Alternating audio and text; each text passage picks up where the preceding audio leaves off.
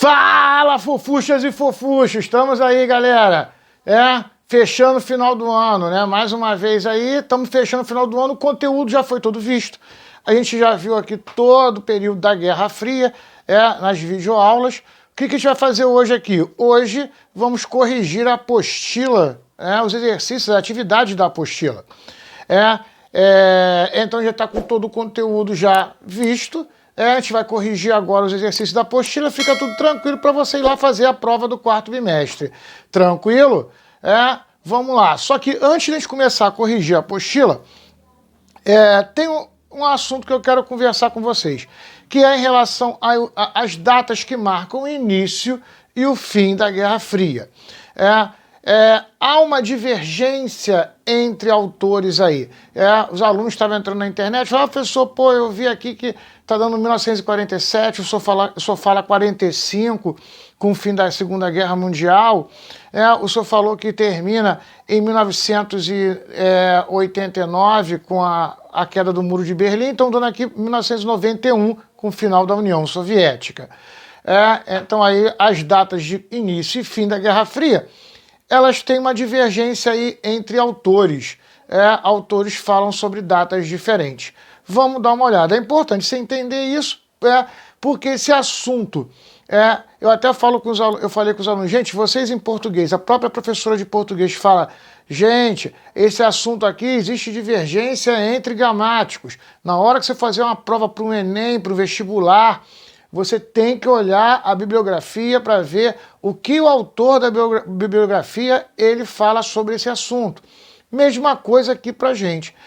O assunto Guerra Fria é um assunto em que há divergências entre esses pontos de início e fim. Tá entendendo? Nada assim complicado, mas fique esperto para você não cair nessa pegadinha. E para a gente aqui é mais complicado que o assunto Guerra Fria, ele é visto em História e Geografia. Então, o que acontece?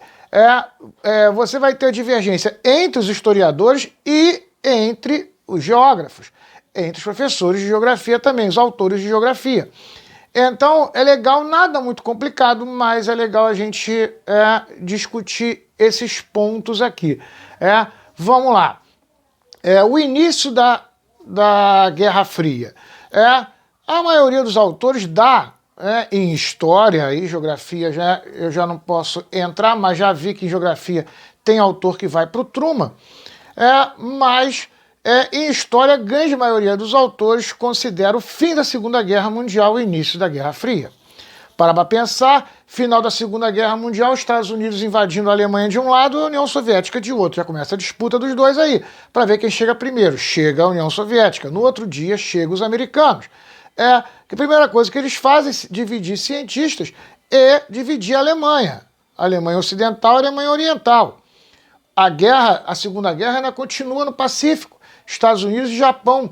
Termina com os Estados Unidos jogando a bomba atômica em Hiroshima e Nagasaki. Logo depois, a União Soviética vai explodir também uma bomba atômica em teste para mostrar para os Estados Unidos que nós também temos a arma nuclear.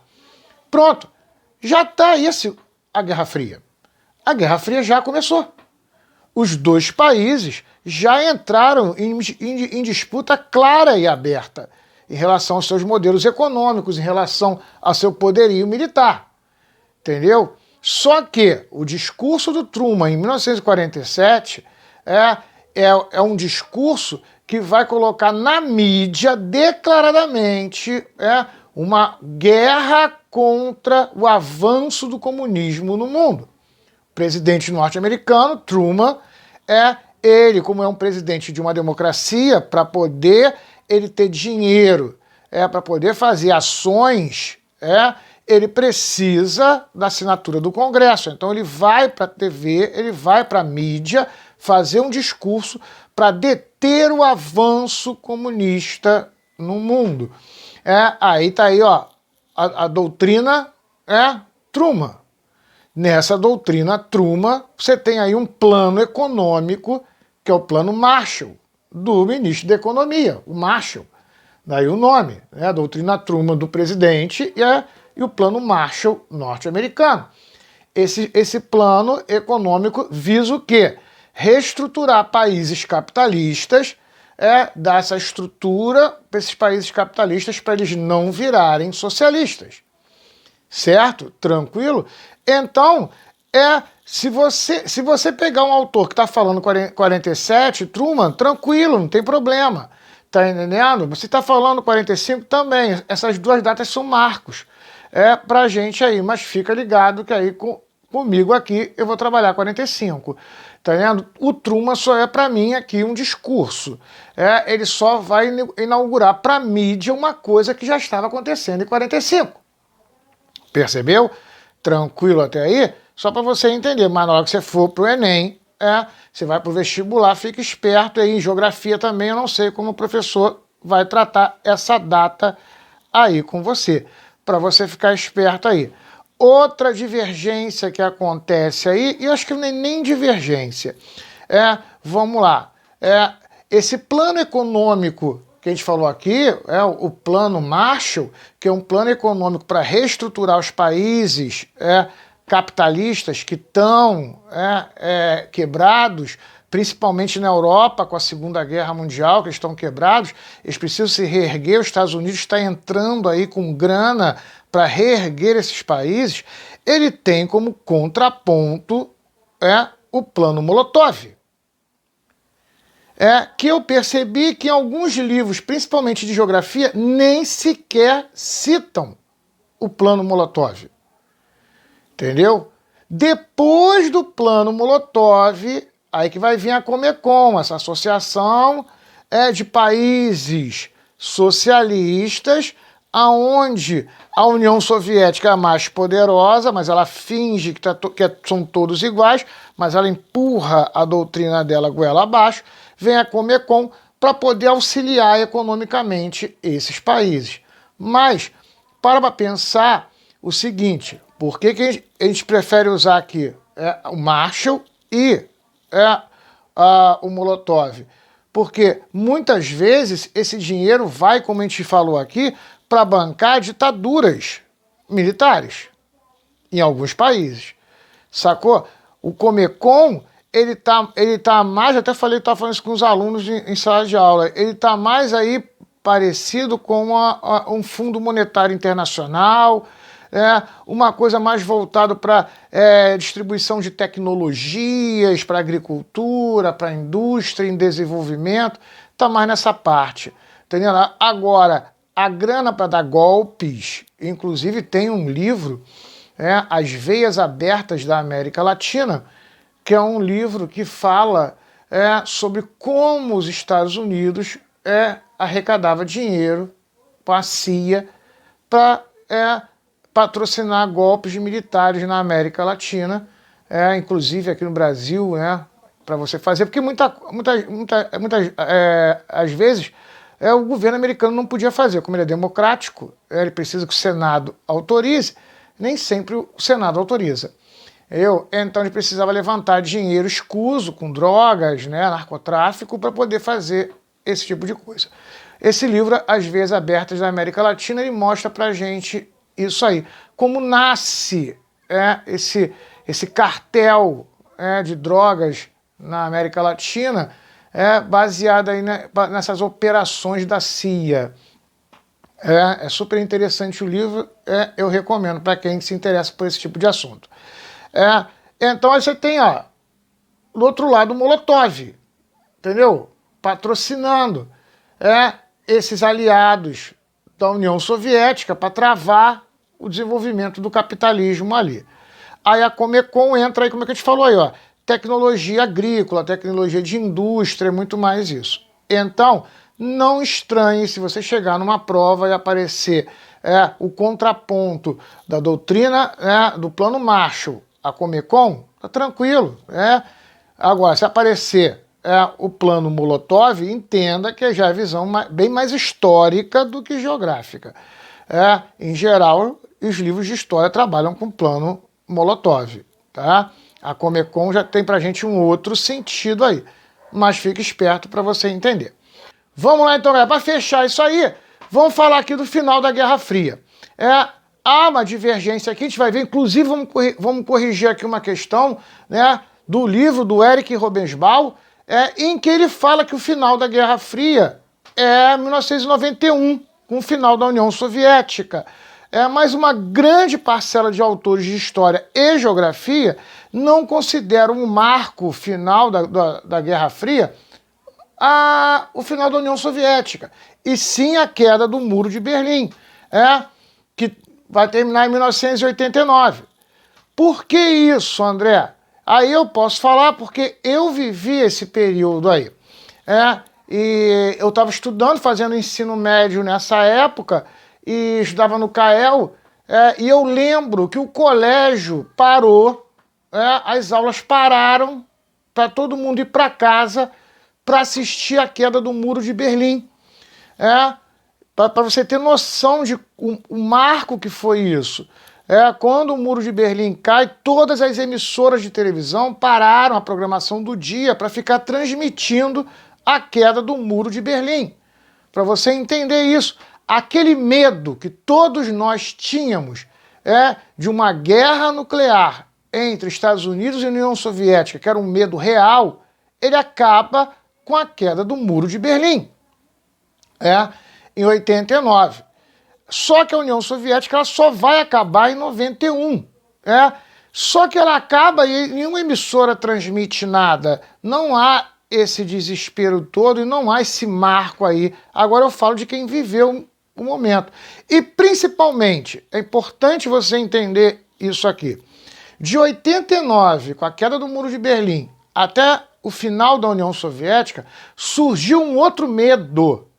Foi que a União Soviética ia se esfarelar e com quem iam ficar as armas nucleares da antiga União Soviética.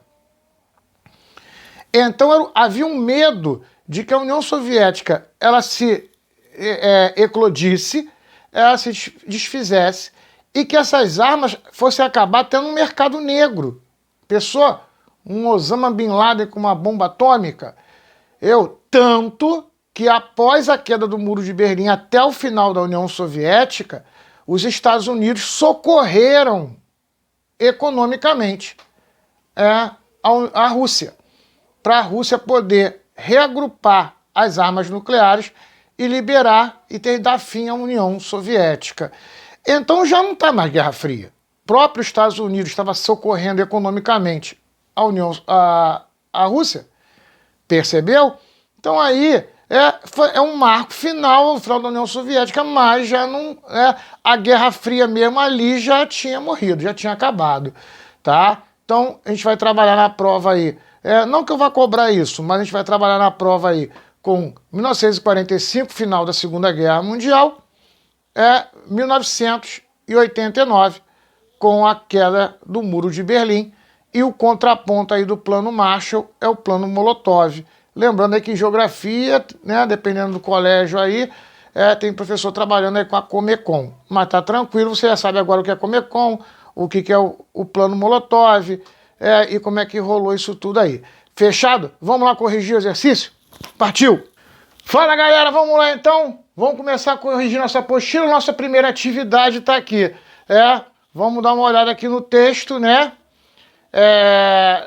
Um texto, uma reportagem aqui, vamos lá. Autoridades palestinas frequentemente divididas se uniram para criticar de forma explícita o anúncio do presidente eleito Jair Bolsonaro de mudar a embaixada do Brasil de Tel Aviv para Jerusalém.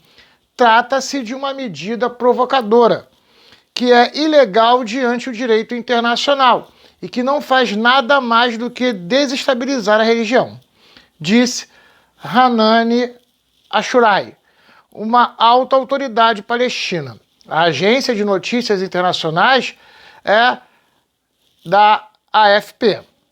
Ashurai foi por anos porta-voz da delegação palestina nas negociações de paz e uma das principais vozes de Ramallah, além da primeira mulher a ser eleita para o Conselho Nacional Palestino. Na quinta-feira, Bolsonaro declarou ao jornal israelense Israel Hayom que planejava transferir a embaixada brasileira para Israel. A embaixada brasileira em Israel. Se o fizer, o Brasil se tornará o terceiro país, depois da Guatemala e dos Estados Unidos, a anunciarem a medida. Nas redes sociais, o grupo Hamas, que está no poder em Gaza e é acusado de radicalismo, deixou claro que não vê com bons olhos a decisão do Brasil. Rejeitamos a decisão do presidente eleito do Brasil, Jair Bolsonaro, de mover a embaixada de Tel Aviv para Jerusalém e pedimos que ele abandone sua decisão, declarou o porta-voz do Hamas, Sami Abu Zuhri. Para ele, a iniciativa é um passo hostil ao povo palestino. Em 5 de dezembro de 2017, contrariando não apenas o consenso da comunidade internacional, mas também décadas de política. Beleza, vamos entender esse texto aí, vamos entender o nosso conteúdo. Nós vimos aqui, terminou a Segunda Guerra Mundial, a região ali do Oriente Médio, ela é dividida. Os aliados, vencedores da guerra, vão pegar o território e vão devolver uma parte do território para os judeus.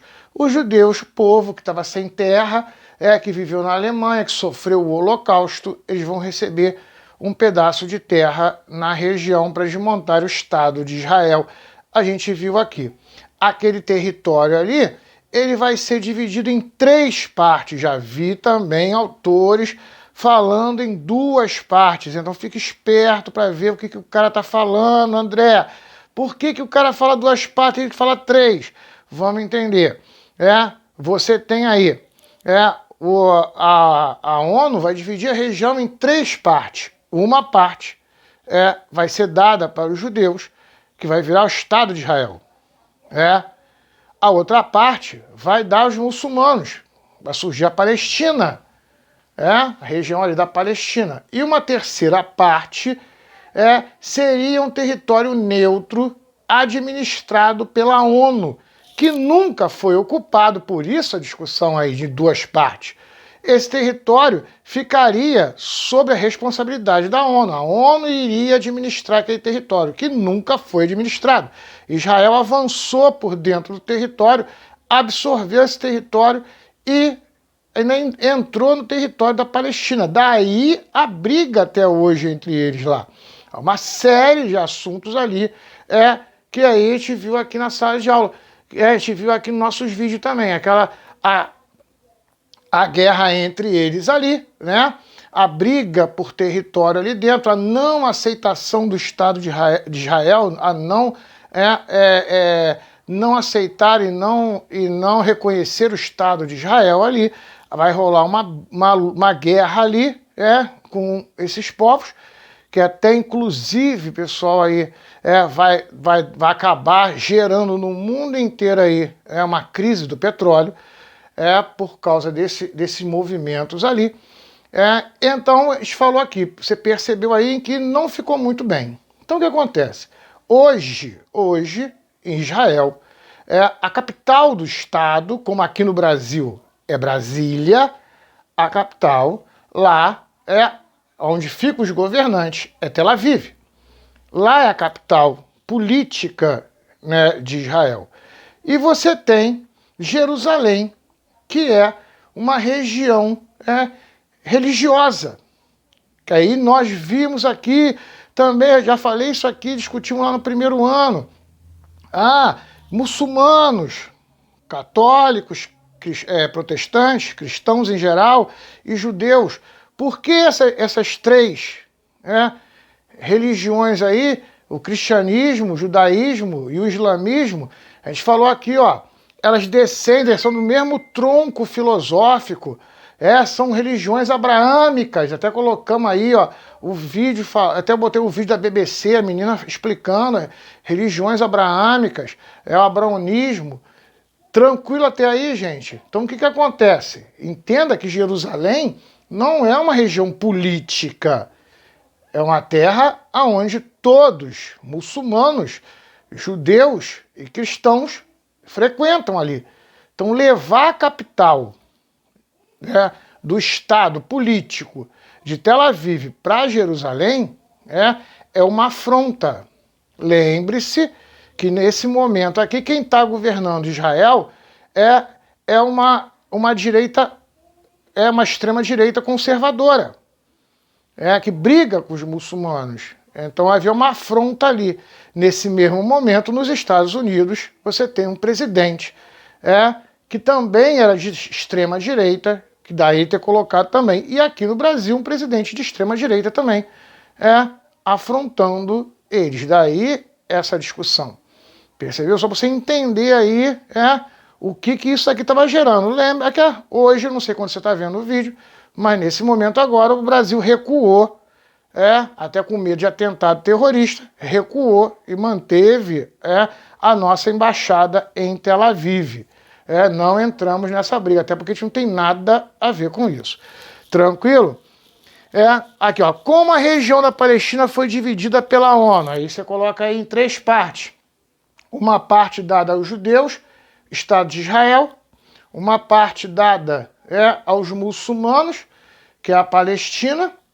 E outra parte seria um território independente. Lembrando aí que a ONU nunca ocupou esse território e que, na verdade, os judeus, o Estado de Israel, invadiu o território e tomou para ele.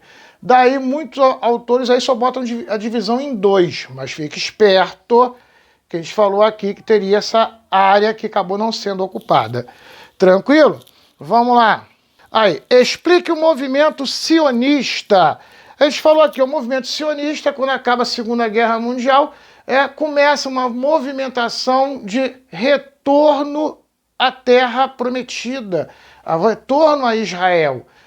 A ideia aí de voltar a Israel, de ocupar o território. Então, aí, ó, a tentativa de ocupar esse território que a ONU estava cedendo aos judeus. Então, o sionismo é esse movimento de retorno para Jerusalém. Tranquilo aí, gente? Fechou? Vamos lá. Beleza. Número 3. Quais setores da política norte-americana pressionaram o governo para trocar o local da embaixada?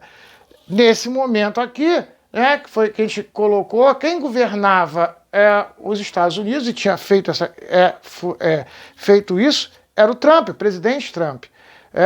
Ele vai pressionar porque ele é da extrema-direita. A extrema-direita apoia a extrema-direita de Israel, que briga com os palestinos.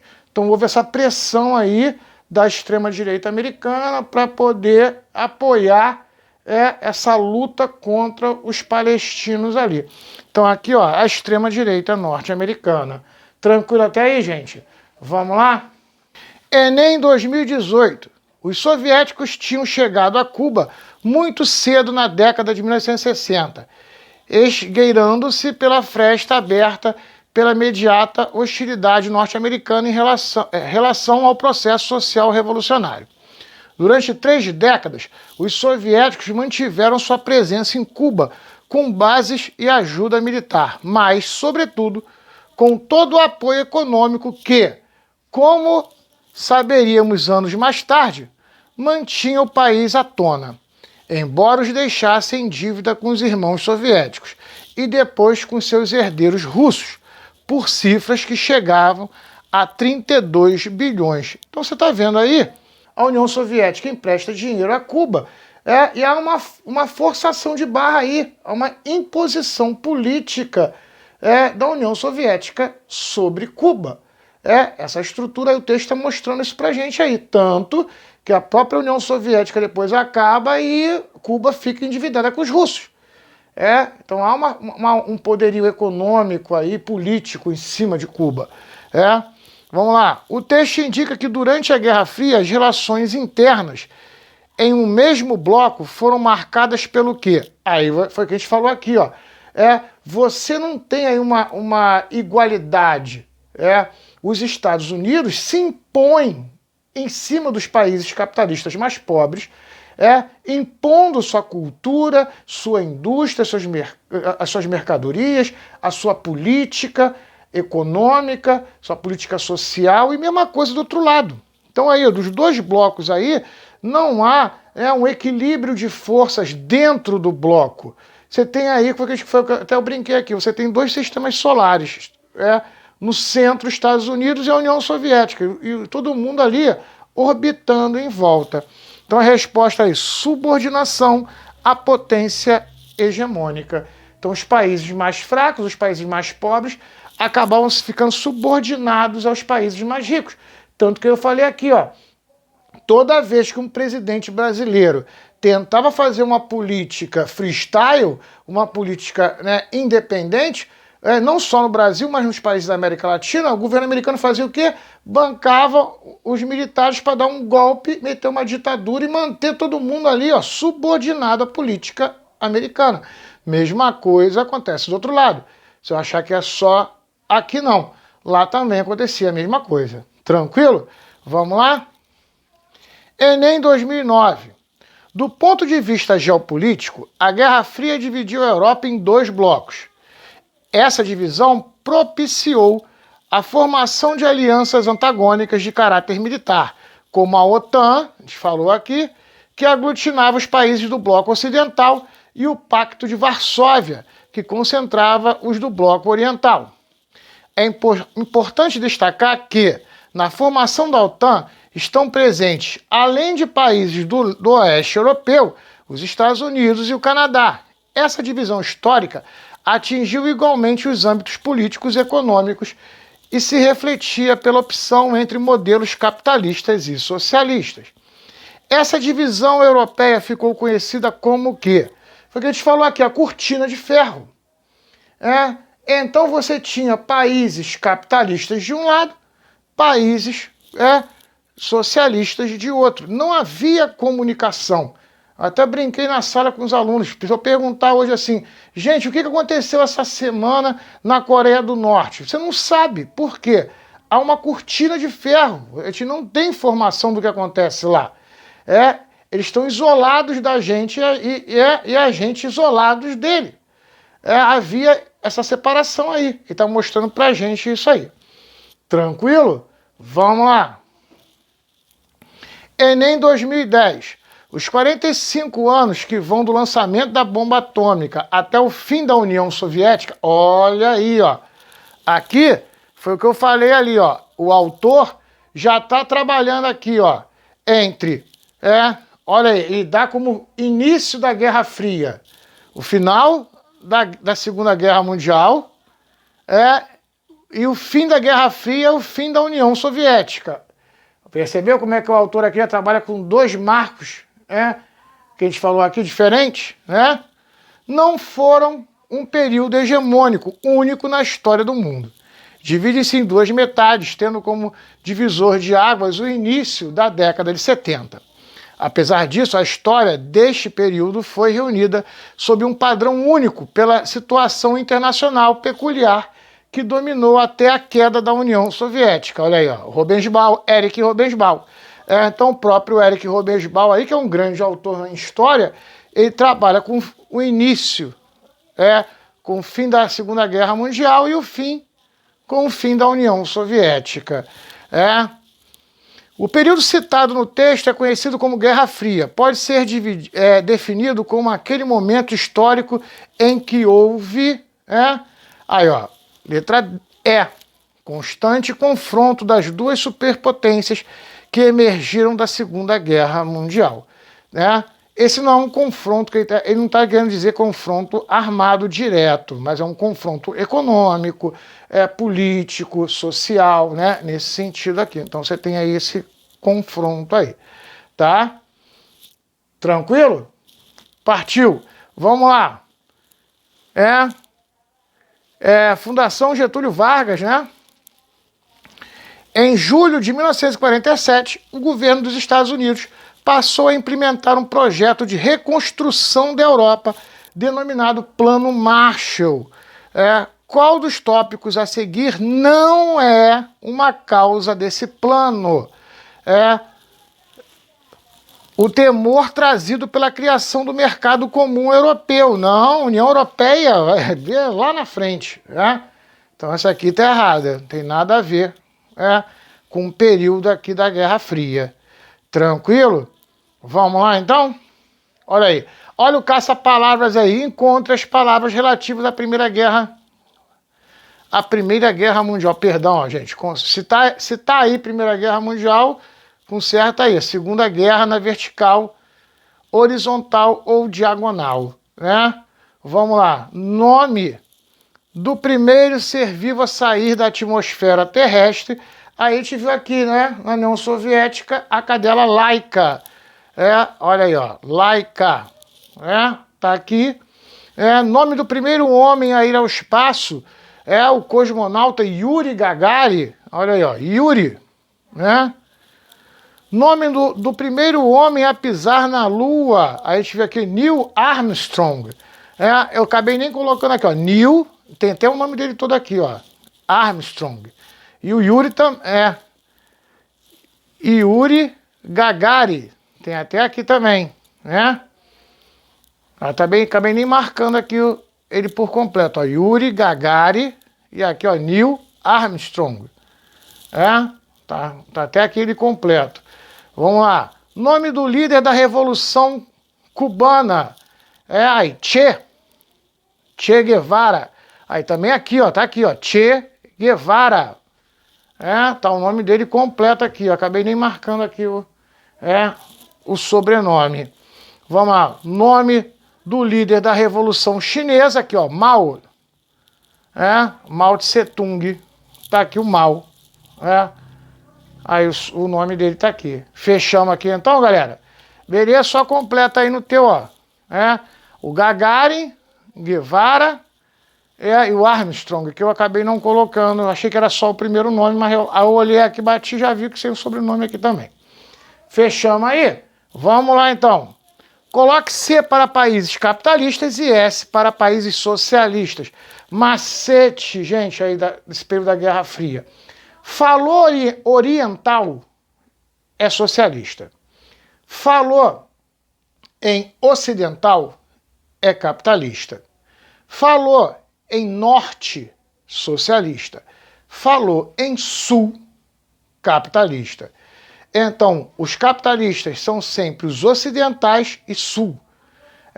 Os socialistas são sempre os orientais, e norte. Tranquilo? Vamos lá. Coreia do Norte, socialista. Alemanha Oriental, socialista. Coreia do Sul, falou sul, capitalista. Alemanha Ocidental, capitalista. Vietnã do Sul, falou do Sul, capitalista. Vietnã do Norte, socialista. Então vai nesse macete aí que você não erra na prova. Tranquilo? Vamos lá. Em relação à Guerra das Coreias, marque a alternativa incorreta. Lembra que a gente viu aqui, ó, a Coreia foi dividida no final da Segunda Guerra entre Coreia do Norte socialista, Coreia do Sul capitalista. Usaram o que para dividir as Coreias, né? Olha aí, ó, o paralelo 38. Aí, Guerra das Coreias. Quem invade primeiro? Coreia do Norte invade a Coreia do Sul. Aí a ONU manda um exército, que na verdade não era exército da ONU, os Estados Unidos, eram tropas americanas, que os americanos tinham cedido para a ONU, os americanos enviaram as tropas, e essas tropas da ONU, que na verdade eram americanas, elas expulsam os coreanos, né, do Norte de dentro da Coreia do Sul e invadem a Coreia do Norte, inclusive usando armas químicas, matando um monte de gente, né? Se você quiser pesquisar aí a invasão, né, dos americanos no território da Coreia do Norte, até hoje os norte-coreanos odeiam os americanos por causa disso. Se usou muito gás mostarda na população da Coreia do Norte, matando a galera, daí gerar esse ódio todo. Então, nesse segundo momento, as tropas americanas da ONU empurram a Coreia, o exército da Coreia do Norte para fora da Coreia do Sul e invadem a Coreia do Norte. Aí o último movimento é o quê? A China faz o quê? Vem para socorrer a Coreia do Norte. A China entra, derrota o exército da ONU, exército americano, e restabelece de novo a fronteira, ou seja, não deu em nada, voltou todo mundo para o mesmo lugar. A China vai lá, expulsa os americanos, com o exército da ONU, e restabelece de novo a fronteira no mesmo lugar. Tranquilo? Só para a gente relembrar aí. Então, em relação à Coreia, da Guerra das Coreias, o que está errado? As forças da ONU expulsaram os norte-coreanos e restabeleceram a fronteira original. Não, eles invadem a Coreia do Norte. Quem vai restabelecer são os chineses. Eles entram, expulsam os americanos e restabelecem a fronteira. Tranquilo? Vamos lá. Fechamos aí então? Tranquilinho, nosso conteúdo já está fechado. Agora é só você dar uma revisãozinha aí, dar uma olhada se tem alguma coisa que você não lembra, assiste os vídeos, não esquece de fazer o trabalho, o nosso trabalho aí sobre o filme, Selma, coloca lá, tá valendo ponto pra gente. Gente, boa semana para vocês, tudo tranquilo, vai fazer a prova na paz. Falou? Bom descanso para vocês aí, beijo no contatinho.